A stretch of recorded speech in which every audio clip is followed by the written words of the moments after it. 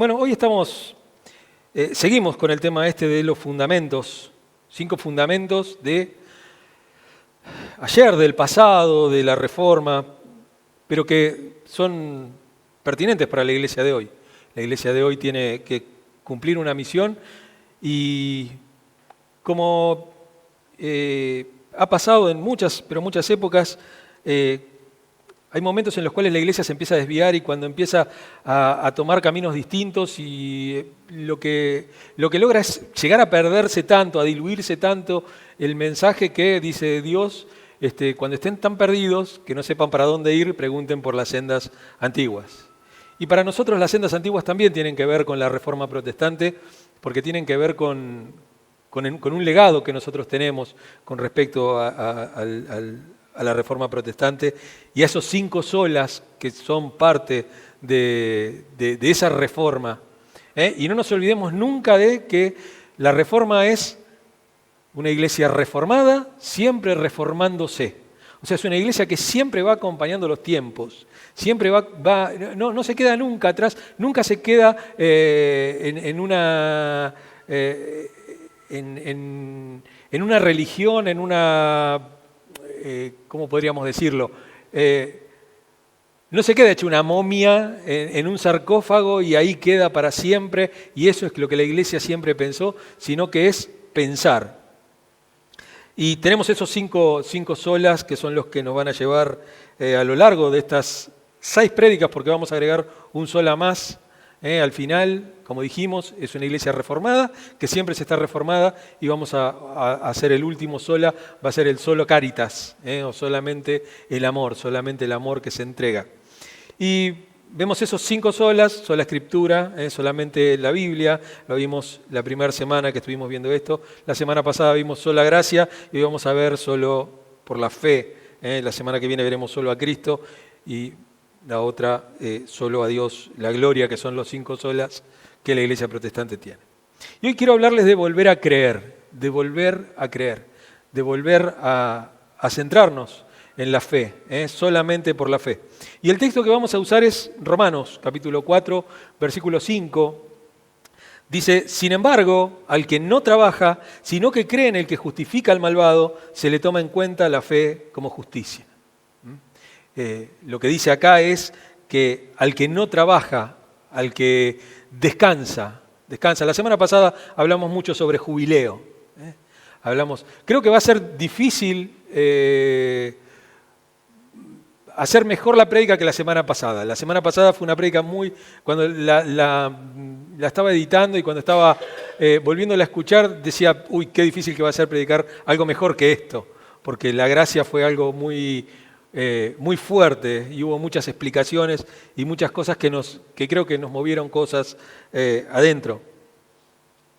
Pero acá dice precisamente al que no trabaja, al que descansa en Dios, sino que realmente cree que el que justifica al malvado, que el que lo vuelve a acercar, que el que vuelve a darle esas características de volver nuevamente a la imagen y semejanza de Dios, aquel que nuevamente hace nuevas todas las cosas, es Dios. Y es en lo único que uno confía. No confía en su trabajo, no confía en lo que hace, no confía en sus obras, sino que confía en Dios que justifica. No somos justos, tenemos que entender eso. No somos justos. Somos justificados. Dios nos ha justificado. Dios nos ha imputado la justicia de su Hijo. Cristo tomó nuestro lugar en la cruz del Calvario y nos puso en su lugar, en el lugar de Hijo amado, contenido. Hubo un cambio, hubo un intercambio. Y para ponernos un poquito en contexto con este texto también. Hubo una serie, Lutero, después de las 95 tesis y después de todo esto, ustedes saben que los solas no se dieron en el momento de la Reforma, no se dan en el momento de la Reforma, no se dan con las 95 tesis, Lutero no las escribe, sino que van surgiendo a lo largo del tiempo como parte del pensamiento de la Iglesia. Y en el principio de la Iglesia, Lutero toma esa posta de de poder separarse de la iglesia, que no era su intención tampoco. Lutero jamás quiso separarse de la iglesia católica, él quería reformarla, por eso se llamó Reforma. Quería reformar la iglesia, quería una iglesia que vuelva nuevamente a la piedad y todo, pero no se pudo, así que hubo que separarse. Y a lo largo de ese tiempo fueron surgiendo otros reformadores que le dieron mucho más vuelo, fueron mucho más allá de lo que Lutero había propuesto. Y uno de ellos fue Zwinglio, Ulrico Zwinglio, que es el padre de la Reforma protestante en Suiza. Ahí incluso está la estatua de Zwinglio, y precisamente tiene la Biblia en una mano y la espada en la otra. Fue uno de los que comenzó ciertas guerras santas y impuso fuerza también. Pero también Zwinglio es el padre de los puritanos, de los cuales venimos los bautistas. Del puritanismo de Zwinglio venimos, y nuestra teología es bastante parecida a la que él propuso. Y en aquella época no era muy fácil reunirse porque los caminos no eran tan fáciles, ¿no? Y se manejaban por cartas. Y hubo una serie de cartas entre Lutero y Zwinglio. Se escribían bastante cartas y después hubo un encuentro que no salió muy bien porque terminó bastante violenta la cosa, entre ellos porque no estaban de acuerdo en algunos puntos sobre la Reforma. Y había dos posiciones. Una era la posición de Lutero, que más tarde iba a tomar Calvino, iba a tomar esa posición, que tiene que ver que se le atribuye a Dios todo el mérito de la salvación. No hay ninguna intervención humana. No existe algo tal como el libre albedrío, sino que Dios ha escogido a algunos y los ha predestinado. Y ahí entra poco en juego la doctrina de la predestinación. Y eso era lo que creían tanto Lutero como Calvino. En cambio, Zwinglio tenía otra idea. Él valoraba el libre albedrío. Él decía que el ser humano tenía todavía la capacidad, tenía una imagen degradada de esa imagen y semejanza de Dios, la tenía degradada, como que estaba ahí, pero no estaba totalmente perdida. No había algo tal como la depravación total, ¿no? El total depravity del tulip, de estas cosas, de esta forma de pensar, ¿no es cierto?, muy, muy calvinista.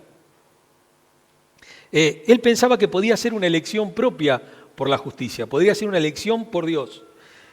Y el tema es que en una de esas cosas tenemos ahí el punto D, que es Dios actúa como loco. ¿Por qué?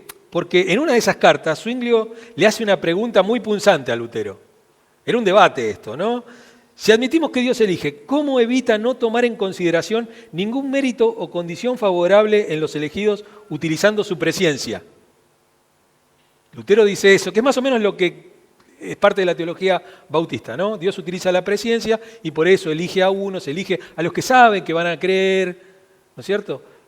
Y Zwinglio le pregunta eso, y le hace esa pregunta y lo pone contra la espada y la pared. Entonces, Lutero, que ya estaba enojado, ya estaba acorralado, le replicó en una de las cartas, le dice, lo que sucede es que cuando Dios elige, actúa como un loco. O sea, elige sin razón alguna. Y el tema es que hay preguntas que no terminan nunca y cosas y teologías que no nos llevan a nada. Y que es dar la vuelta, es un perro corriéndose la cola, ¿no? Es siempre lo mismo, no hay mucha... O sea, sirve para pensar, sirve para que a lo mejor nos metamos en algunos temas y a lo mejor pueden surgir otros nuevos, pero hay cuestiones de las cuales no tenemos ni siquiera idea, no tenemos la más pálida idea de cómo es esto de que Dios predestina a las personas. No tenemos idea. ¿En base a qué? Sí, en base a la soberanía. Pero ¿cómo es la soberanía de Dios? ¿Cómo trabaja? Ninguno de nosotros tiene idea.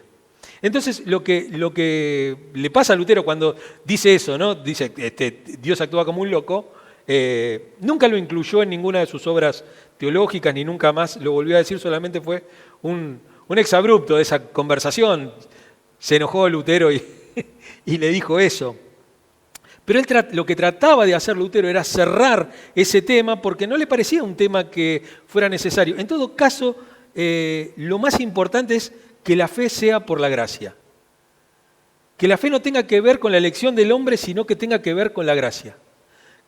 Como decíamos la semana pasada, ¿no? Aún aquella fe con la cual nosotros aceptamos a Cristo, no nos pertenece, le pertenece a Dios. Dios pone en nosotros tanto el querer como el hacer. Dios pone tanto, su llamado es tan irresistible que no nos queda otra cosa que aceptarlo. Y eso es lo que quería dejar en claro Lutero con el tema de la fe.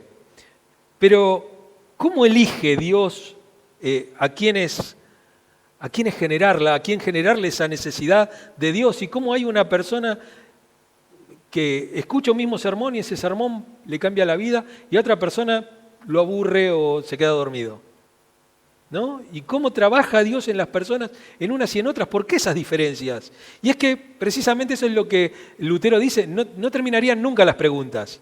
O sea, hay un momento en el cual uno tiene que poner una pregunta. Es como, ¿y quién creó a Dios, no? Bueno, qué sé yo, no sé. Dios existe, existió siempre. Uno no tiene idea. Esas son preguntas capciosas que tienen que ver mucho más con la filosofía y con un ejercicio intelectual más que con un ejercicio de la fe, de la espiritualidad. Y es que tiene que haber un equilibrio, eso es lo que tiene que haber. Él debatió siempre, Lutero debatió hasta el día de su muerte, el equilibrio entre la fe y las obras. Si bien él tildó a la carta de Santiago como una carta de paja, una carta que no servía, era una carta que iba como en contra de lo que Pablo decía, pero tenemos que entender que él dice eso porque tiene una misión de volver a la gracia de Dios, de volver a la fe, de volver a estos 5 solas. ¿Por qué? Porque, como decíamos la semana pasada, la iglesia estaba llena de peajes. El camino a Dios estaba lleno de peajes. Se habían construido carreteras y carreteras y carreteras distintas para llegar a Dios y en todas había peaje, en todas alguien ganaba. Y Lutero lo que quiere hacer es volvernos a traer esa... recuperar el poder de la fe para volver a restablecer ese vínculo entre Dios y el hombre. Sin otros caminos, sin otros peajes, sin otras necesidades más que la fe, más que creer. Y hoy vamos a ver, por eso mismo, este tercer sola, el sola fide, solamente la fe. La salvación es un don de Dios, otorgado por gracia y no por méritos humanos. La fe no es algo con lo que uno nazca, no es algo que uno construye, es algo que Dios pone en nuestra vida y también enfatiza esto, que la salvación es un acto de gracia soberana de Dios. Por la soberanía de Dios, Él nos salva, nos da fe y todo. Y este está basado en el capítulo 20, volver a creer, solo la fe del libro para comprender la Reforma Protestante. Vamos a ver el desarrollo en 3 puntos. El primero, la fe, el camino a la justificación. El segundo punto, la confianza plena en Cristo. Y el tercer punto, una fe viva que transforma. Y quiero que empecemos pensando en esto, en una frase de Jonathan Edwards, un pastor del siglo XVIII y XIX, vivió en los 2 siglos, dice: tú no contribuyes en nada a tu salvación excepto el pecado que la hizo necesaria. Fue lo único que hiciste. Lo único que hiciste es todo para la gloria de Dios.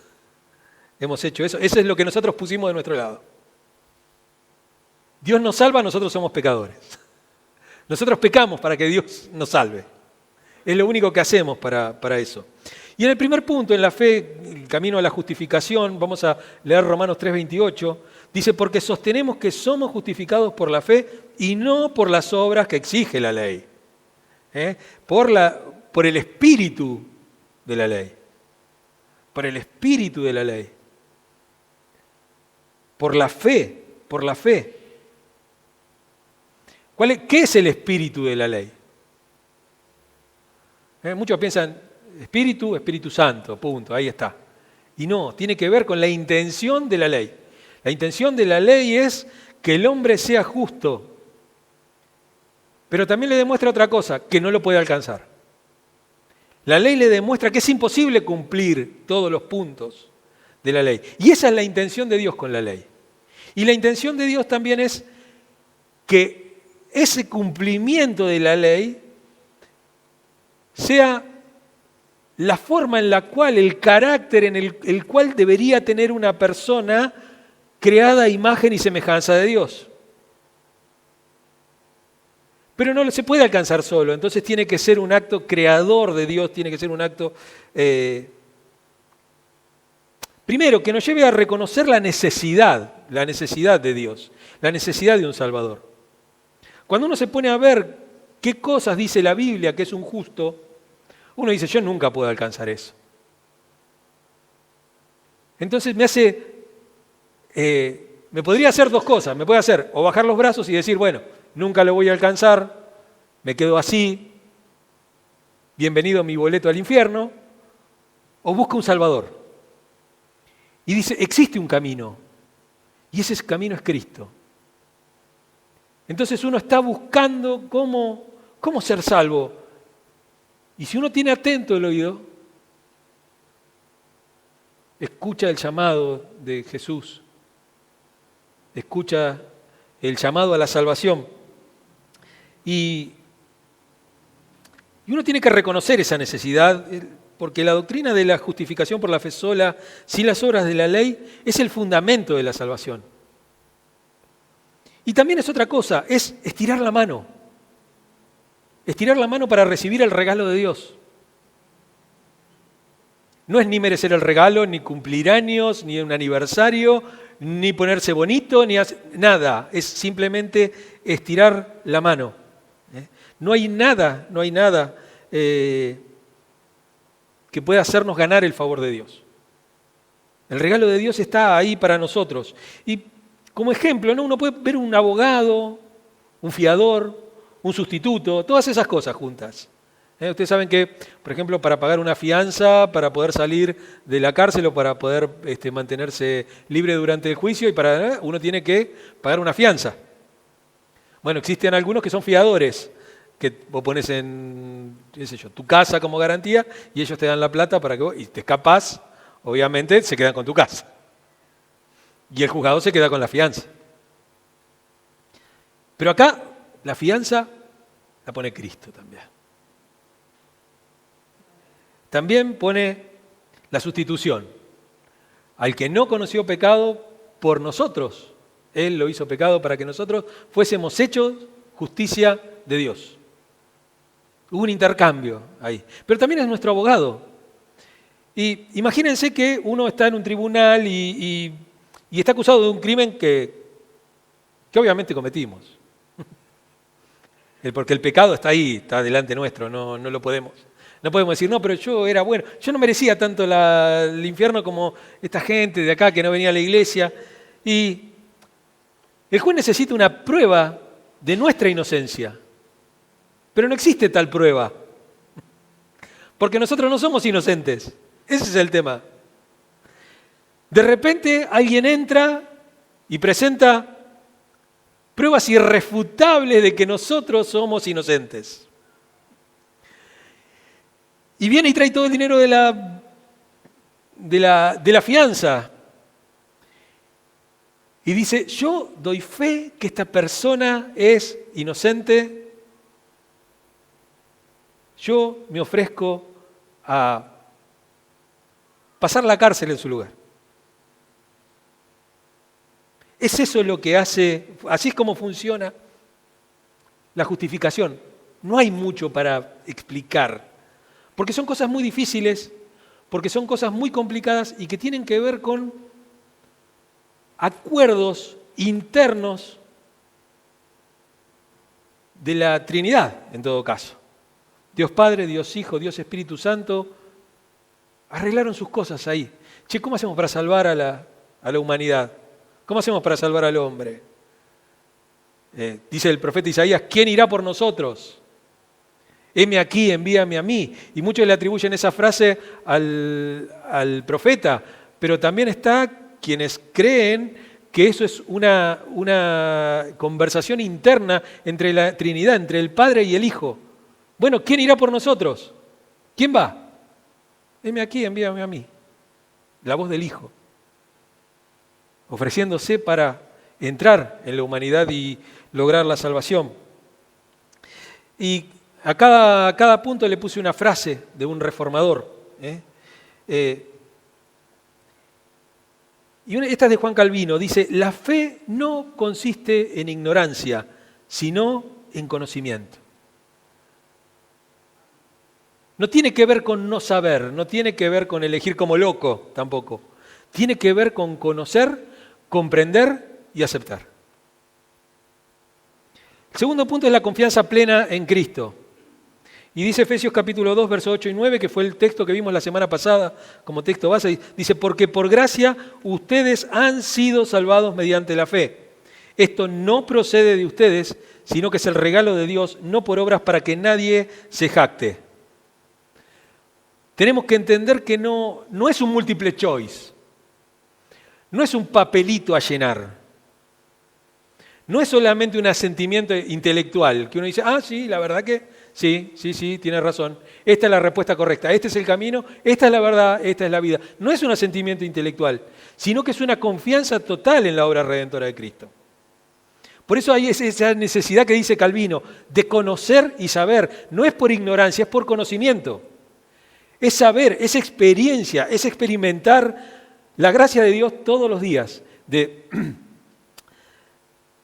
ese ejemplo, ¿no? de cómo continuamente la fe en Cristo ha transformado vidas en hermanos nuestros, en hermanos de la congregación, en hermanos a través de la historia. Y una de las cosas, hay una película muy, no sé qué tan vieja, no es tan vieja tampoco, debe tener unos 20 años, más o menos, pero vieron que a uno le parece que 20 años no es nada, dijo el tanguero. Pero son muchos años. Y se llamaba, la película se llama Fe como papas.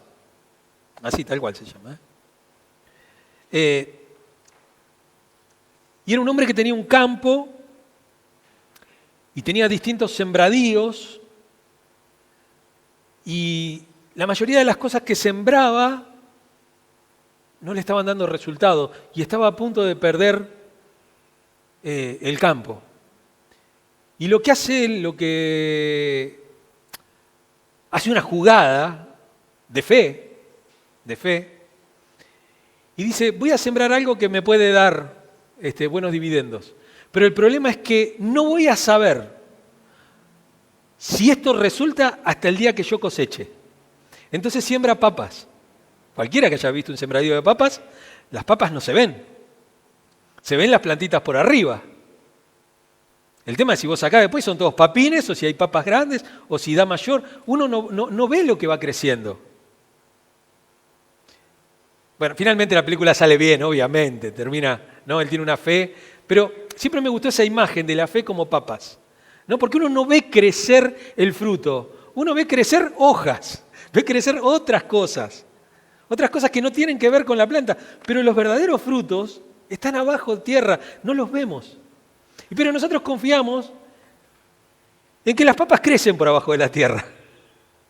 Es como ese hombre que tiró la semilla en la tierra y se fue a dormir, dicen. Y se levantó al otro día, y al otro día, y al otro día, y la planta crecía y él no sabía cómo. Y es que eso tiene que ver con la fe. Es la certeza de lo que se espera, la convicción de lo que no se ve. Y también otra de las imágenes es el paracaídas. Yo reconozco que existe algo que se llama paracaídas y que si yo me tiro de cierta altura, se abre y funciona y me hace caer suavemente en la tierra. Pero no basta con creer, si yo me voy a un avión y me tiro del avión y no me pongo el paracaídas, por más que el paracaídas existe, que yo estoy totalmente convencido, me hayan convencido de que el paracaídas funciona, que es un instrumento que funciona, no va a pasar nada. Y si una vez que lo tengo puesto yo no tiro de la cuerda, porque yo digo, sí, vos sabés que esto funciona de una manera espectacular y todo, voy a hacer un hoyo de 5 metros en la tierra. Porque la fe es eso, la fe es la confianza, pero también es la acción en base a esa confianza. Tengo certeza de que Dios salva. Pero si no hago nada, pero si no me acerco, pero si no obro como si Dios realmente salvara, no pasa absolutamente nada. Y no tiene nada que ver con hacer obras para salvarme. Y acá hay una frase de Juan Hus. Dice Han porque es el nombre auténtico, ¿no? Pero bueno, es Juan. Dice, la fe verdadera no busca la vanidad, sino la salvación del alma. No es por mostrarme que yo soy mejor que mi vecino, sino es porque amo a Dios y porque quiero estar con Él toda la eternidad. No tiene nada que ver con otra cosa. De paso, Juan Hus es anterior a Lutero todavía. Juan Hus es un pre-reformador. La reforma no le pertenece solamente a Lutero. A Lutero le pertenece el haber clavado las 95 tesis y haber ido a la dieta de Worms y haber defendido esas tesis. Pero este pensamiento es un pensamiento que venía de lejos. Los husitas, los seguidores de Juan Hus, ya eran pre-reformadores. Juan Hus fue, no recuerdo porque hay uno de los dos, porque está Juan Hus y Juan Wycliffe. Los dos son pre-reformadores, los dos son de épocas distintas. Uno fue quemado en la hoguera y el otro murió, no me acuerdo si de tifus o de alguna cosa por el estilo. Habiendo estado perseguido y preso toda la vida, ¿no? Pero la fe verdadera no busca la vanidad, no busca mostrarse, sino la salvación del alma. Y el último punto es una fe viva que transforma. Así también la fe por sí sola, si no tiene obras, está muerta, dice la carta de Santiago. Una carta que no le hubiera gustado que yo nombre a Lutero. Pero la fe viva, esta fe viva que transforma nuestras acciones y es la evidencia de la fe. No importa, la verdadera fe en Cristo inevitablemente produce frutos. No existe tal cosa como un cristiano sin frutos. El cristiano tiene que tener frutos. No es una condición para ser salvo, para ser cristiano, sino que es una consecuencia. Es una consecuencia de haber sido de una vida totalmente transformada. Y como leíamos la otra vez también, cuando leímos en el primer sola, el sola escritura, los 5 solas como que se entrelazan entre todos y uno no puede subsistir sin el otro, ¿no? Cuando dice que la palabra de Dios la palabra es inspirada por Dios y que es útil para enseñar, para redarguir, en fin, al cabo, para convertir al hombre, para equiparlo para toda buena obra, para equiparlo. Y somos equipados por Dios para toda buena obra. Entonces necesitamos que nuestra fe sea una fe activa. No una fe solamente de conocimiento, sino una fe activa. Una fe que nos convierta en sal, luz, cartas leídas, hijos, herederos, y que nos comportemos como tal. Y esa imagen, ¿no? de la semilla que crece, no, lo que Dios planta, lo que Dios siembra, da fruto. Nosotros no sabemos cómo crecemos, no sabemos cómo surgen esos frutos, no sabemos cómo es que nos comportamos de esta manera. Nadie es bueno de un día para otro, varias veces lo digo, está en casi todas las prédicas. Nadie es bueno, uno hace actos buenos todos los días y un día se da cuenta que es una buena persona. Pero es haciendo pequeñas cosas, son cosas de todos los días. El Evangelio se hace caminando. Y una frase de John Knox, un líder de la Reforma protestante en Escocia, dice, una fe viva y verdadera es la que se manifiesta en obras. No al contrario. No es las obras para tener fe, para tener salvación, sino todo lo contrario. Entonces tenemos estas 3 cosas, vamos a la conclusión al nosotros y la palabra.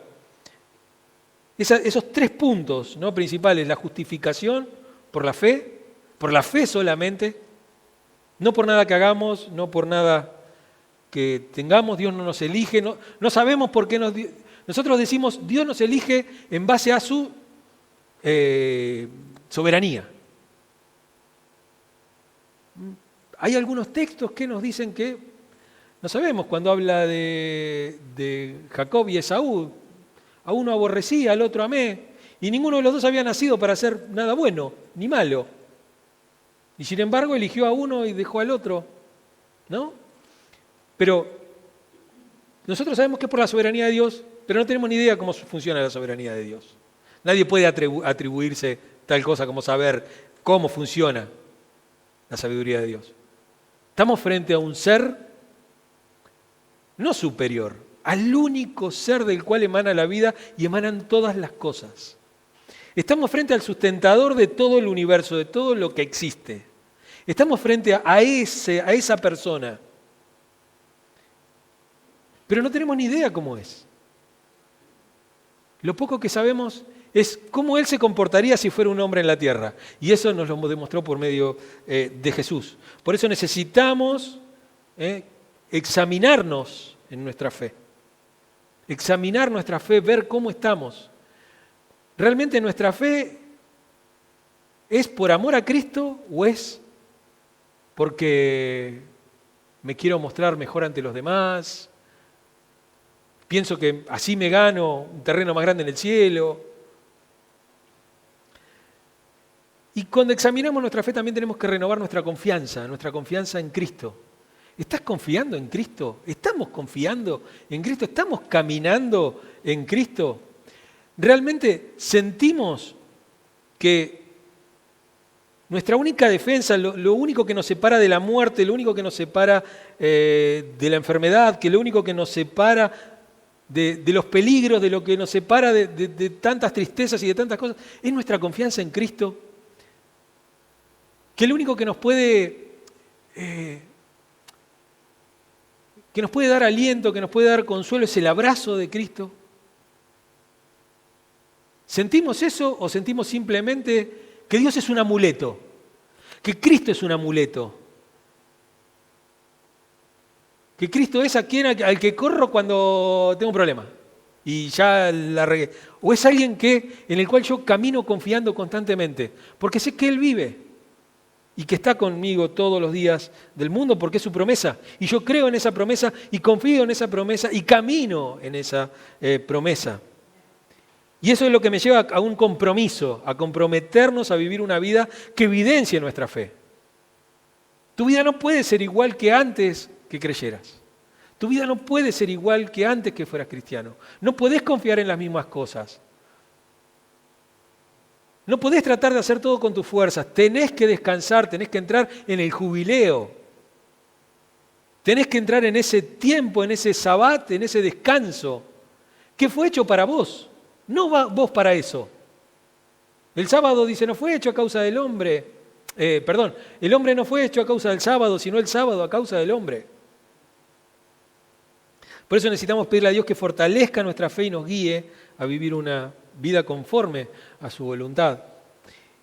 Y William Tyndale es aquel que tradujo la Biblia al idioma inglés y que creó la Biblia King James, la Biblia Rey Santiago, que es la Biblia que más se lee, es como la Reina Valera de los de habla inglesa.